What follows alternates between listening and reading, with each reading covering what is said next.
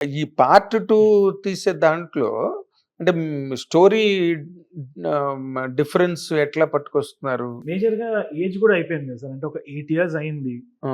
ఆహ్, అబ్బాయిలకి కాలేజ్ తర్వాత ఒక థీమ్ ఉండొచ్చు. ఆ తర్వాత డెఫినెట్‌లీ ఫ్రెండ్‌షిప్స్ గూడా కొంచెం మెచ్యూర్ అయితాయి. పెళ్ళికొచ్చే వయసొస్తుంది. రెస్పాన్సిబిలిటీస్ ఒక ఎర్లీ 30స్‌లో ప్రెషర్ ఉంటుంది సొసైటీది.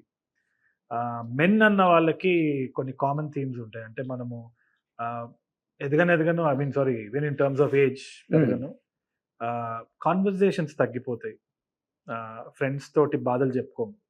బాధలు చెప్పేటప్పుడు వీక్‌నెస్ అనిపిస్తుంది. ఆహ్, అమ్మాయిలంటే వాళ్ళు మాట్లాడుకుంటారు. ఒక కాఫీయో, టీయో తాగేసి అన్ని బాధలు చెప్పుకుంటారు గానీ, అబ్బాయిలనే వరకు కొంచెం ఒక ప్రెషర్ ఉంటది. మనకి ఫైనాన్షియల్‌గా ఎర్న్ చేసే కెపాసిటీ ప్రకారంగానే మనని ఇంట్లో రెస్పెక్ట్ ఒస్తుంది. అది తెలిసి తెలవకుండా ఒక ఈగో గూడా క్రాష్ అయిపోతుంది. సెల్ఫ్ ఎస్టీమ్ పోయే ఆస్కారం ఉంటది. అవును. అట్ ద సేమ్ టైమ్ మనం చెప్పుకోలేం బాధలు. దాని వల్లనే చాలా మందికిప్పుడు హార్ట్ ఇష్యూస్ ఇవన్నీ వస్తున్నాయి. మెంటల్ ఇష్యూస్ వస్తున్నాయని చెప్పుకోవడానికి చెప్పుకోవడానికి కూడా కొంచెం నామోషీగా ఫీల్ అవుతూ ఉంటారు చాలా మంది. ఫ్రెండ్స్ దగ్గర కూర్చున్నప్పుడు కూడా ఏందిరా ఆడదానిలాగా ఏడుస్తున్నావు అంటారు. ఆ! సో ఇది ఇట్స్ ఎ సెన్సిటివ్ మ్యాటర్ నాకు అనిపించింది. అండ్ ఆల్సో ఆహ్, ఎర్లీ 30స్‌లో ఉన్న ప్రెషర్ గురించి ఎవరు మాట్లాడరు అబ్బాయిలకి. ఓకేలే హి ఈస్ ఎర్నింగ్ గదా! అనుకుంటారు. ఆ ఎర్నింగ్‌లో ఎంత పాలిటిక్స్ ఉంటది. దాని కింద ప్రెషర్స్ ఏంది, కంపారిజన్స్ వచ్చేస్తాయి ఇమ్మీడియేట్‌గా. విపరీతంగా. విపరీత విపరీతమైన కంపారిజన్స్. అది చెప్పుకోలేము గూడా. అవును. ఫ్రెండ్‌షిప్ క్రికెట్ మ్యాచ్ జూస్తూ ఉంటాం గానీ, చిన్న చిన్న వాటిల్లో ఒక డిస్కషన్ వచ్చి పోతూ ఉంటది. తెలుస్తుంటది. వాడు నాకంటే ఎక్కువ సంపాదిస్తున్నాడు. అరె! నేనేంది? వాళ్ళు చెప్పినా చెప్పకపోయినా కొంచెం వాడు కొత్త కారు కొంటాడేమో, ఫ్లాట్ గురించి మాట్లాడతాడు. మనకేమో బ్యాంక్ లోన్ అప్రూవ్ అవ్వదు. ఇవన్నీ అసలు they add lot of pressure to men. So, అవును. మెన్స్ ప్రాబ్లమ్స్ ఇన్ దేర్ 30స్ it's a real thing. So, hmm. దాని గురించి ఇయన్నీ. 30 ఎర్లీ 30స్ అనే మాట ఉంది యాహ్! కదా! అంటే ఆ ఎర్లీ 30స్‌లో ఎక్కువ మంది ఈ కెరీర్‌లో ఎదగడం, right. Career growth, career orientation లేతే ఎంఎస్‌కెళ్ళిపోయి చదువుకోవడానికి, అవును. లేతే ఇంకోటి బాగా ఎంగేజ్ అయిపోయి ఉన్నారు కదా! అవును. ఎర్లీ 30స్ వాళ్ళెవరు ఫ్రీగా ఉండట్లా. అవును. Is it not?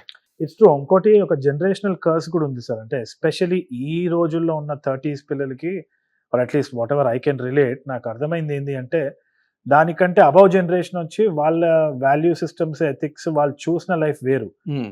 ఇక్కడ కింద 20స్‌లో ఉన్నవాళ్ళు వాళ్ళ తరం వేరు. అదొక డెవలపింగ్ ఎకానమీలో, అండర్ డెవలప్డ్ ఎకానమీలో పెరిగిన జనరేషన్ మధ్యలో అండ్ ఇక్కడ డెవలప్డ్ ఎకానమీలో పెరిగిన యంగర్ జనరేషన్ మధ్యలో శాండ్విచ్ అయిన generation 30స్.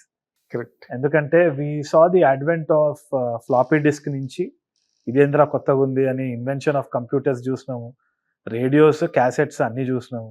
At the same time అవన్నీ అబాలిష్ అయిపోయి ఇప్పుడు ఏఐ కూడా చూస్తున్నాం. సో చాలా చేంజెస్ చూసిన జనరేషన్ ఇది. ఎక్కడనో ఐ థింక్ ఏందిరా అసలు ఏమైతుంది అన్న జోన్‌లో కొంచెం లాస్ట్ జనరేషన్ ఏమో అనిపిస్తుంది నాకు. అంటే చాలా బర్డెన్ అయిన జనరేషన్ అనిపిస్తుంది. Burdened. Over burdened. So real. That is what. కరెక్టే. యాహ్! బర్డెన్డ్. అది ఓ పక్కనేమో కాంపిటీషన్ ఉంటుంది. ఇంకో కరెక్ట్. పక్కన కంపారిజన్ ఉంటుంది. అబ్సల్యూట్లీ. ఎక్కడ కాలేయాలనా అన్న జనరేషన్ అన్నమాట. అది. ఇట రావాలా, అటు రావాలా అని. జెన్‌జీ గురించి అయితే they are very clear. Clarity సాలిడ్‌గా ఉంది. ఇప్పుడు రీల్స్ అయినా గాని అదో వేరే ప్రపంచం. They are not going for ఇప్పుడు మాకు అబవ్ ఉన్న జనరేషన్ వచ్చి హానర్, వాల్యూస్, మాట పడలేని ఒక ఇది. అవును. ఇక్కడ మాట పడకూడదు పడకూడదు అన్న అనే కోడ్. చాలా స్ట్రాంగ్‌గా ఉంటదేమో. అవును. యంగర్ జనరేషన్ వచ్చేసి అంటే అన్నాడు మాటనే గదా! ఏముంది? హానర్ కోసం అంత పెద్ద ఇదెందుకు? లైట్ తీసుకోవాలన్న ఇది. ఈళ్ళ మధ్యలో మేము. ఈ జనరేషన్. So, correct. అటు గాకుండా, ఇటు గాకుండా ఉంటదనమాట. బట్ ప్రోస్ అండ్ కాన్స్ 2 ఉన్నాయి. ఒక విధంగా ఒక మెచ్యూర్ జనరేషన్ అని గూడా చెప్పొచ్చు. సో, దాన్ని ఎక్స్‌ప్లోర్ చేస్తూ ఈ కథ. హ్మ్. సో, అంటే రెగ్యులర్ లవ్వు యెస్. మామూలుగా yes. Yes. Yes. Love drama, yes. Sentiment, yes. అమ్మ, అంటే నాన్న ఇవన్నీ కామనే యెస్. కదా! వెరీ. అంటే బయటికి ఒక సింపుల్ స్టోరీ. కానీ దానికి అండర్ కరెంట్‌గా నేను ఆలోచించింది ఒక portrait of a generation coming of age, growing అప్‌లో ఉన్న అప్స్ అండ్ డౌన్స్, అది ప్రీచీగా ఉండకుండా ఎంటర్టైన్మెంట్ ద్వారా ఒక సింపుల్ స్టోరీ ద్వారా చెప్తారు. అదే అది. Like part 1 like part like part absolutely. ఇప్పుడు ఈ అమ్మాయి ఇందులో హీరోయిన్ పాత్ర ఓకే హీరో Hmm. గురించి చెప్పారు. రైట్.